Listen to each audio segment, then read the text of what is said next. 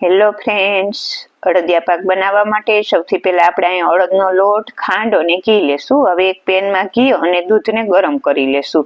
પછી આપણે જે લોટ ચાળેલો છે તેમાં તે ઉમેરી દેશું અને તેને સારી રીતે મિક્સ કરી અને થોડી વાર માટે મૂકી દેશું.